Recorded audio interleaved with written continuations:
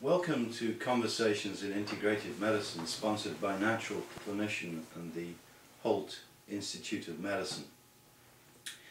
Today I'm going to talk about what I believe is a very important but often overlooked issue, and that is the relationship between weight control, weight gain, and sleep.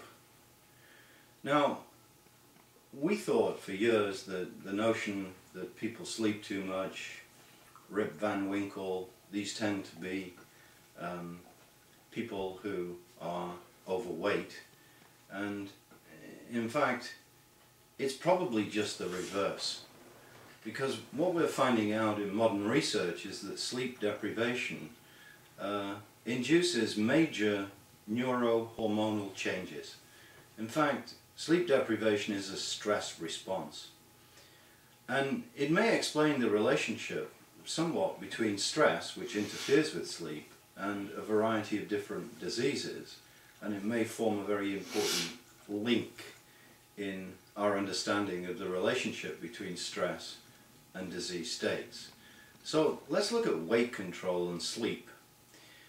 We can see from some surveys that in fact people who are obese don't seem to sleep well in comparison often to those people who are of normal weight. Well, what's going on here? Well, some very elegant studies, especially from the University of Chicago, have shown us that sleep deprivation in otherwise healthy people results in very significant changes in body chemistry. In fact, 4 nights or so of constant sleep deprivation can significantly alter glucose tolerance. So these individuals start to act more like individuals with insulin resistance or diabetes. So let's say for one purpose that sleep deprivation is diabetogenic to some degree. And in fact, we have some evidence that sleep disturbance in people with diabetes may significantly alter their ability to control their blood sugar. Now, what is the biochemical or physiological basis for this? Well, if one looks at hormones that alter appetite, one can see in sleep deprivation that the hormone ghrelin may rise. Now, ghrelin is one of the few hormones that stimulates appetite. If one measures leptin, leptin tends to fall. In fact, sleep deprivation also may cause cortisol to rise. So we can see how this change in hormonal pattern is transmitted into weight gain, and obviously stimulation of appetite with sleep deprivation may be associated with things that are often seen in people who have difficulty in controlling weight, things like nocturnal eating disorders or fridge raiding.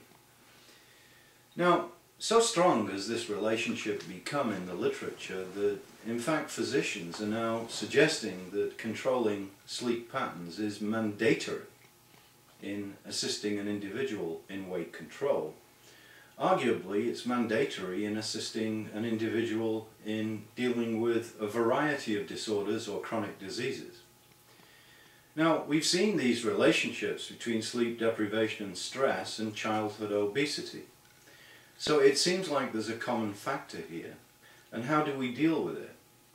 Well, we don't deal with it as a first-line option by prescribing a sleeping drug. One of the reasons. For example, Ambien, which is a highly effective sleeping drug, has been associated itself with weight gain by mechanisms that are not entirely clear. There are other issues with Ambien, not the least of which it may cause confusional episodes, it may cause hangover, it may cause a degree of tolerance and dependence, and even descriptions of zombie-like states resulting in actual bizarre behavior, which has been the focus of civil lawsuits. In fact, there have been class action lawsuits filed as a consequence of the use of some of these sleeping drugs.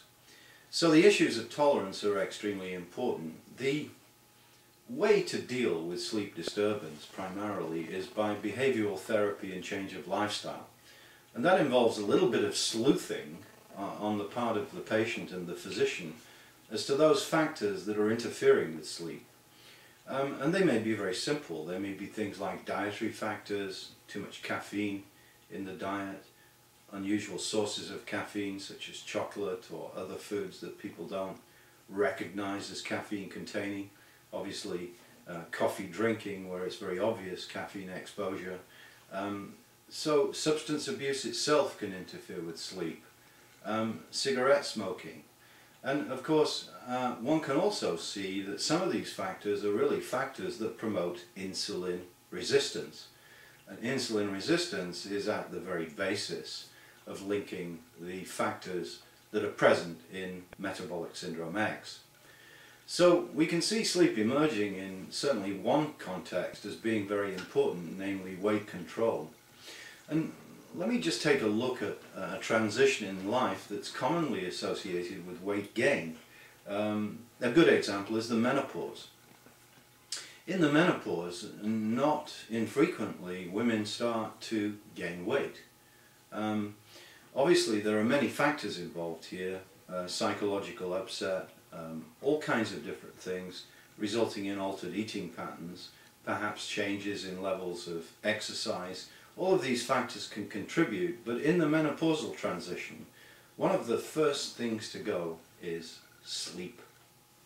If you speak very carefully to a woman having difficulties with the menopausal transition, they invariably talk about sleep deprivation.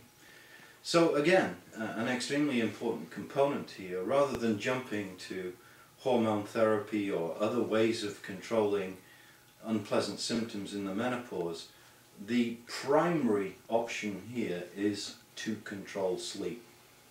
Now, if lifestyle or behavioral changes don't work or are impractical, the first line option is to use nutritional support. And this is where synergistic formulations or sleeping nutritional formulations come into effect. That's using herbal blends that have a long history and precedence of safety to promote sleeplessness and de-stress the individual, together with key nutrients like 5-HTP or magnesium that causes muscle relaxation, and of course small doses of the vampire hormone melatonin. I refer to it as the vampire hormone because it only comes out during sleep. Now we need to talk a little bit more about other factors that are important in obesity, and we will discuss those in future modules. But every patient who's coming in for a weight control program must be assessed very carefully for their sleep patterns, and a very clear intent must be made on the part of the practitioner to restore these sleep patterns, because without a regular healthy biorhythm, health will not prevail. Thank you for listening to this module.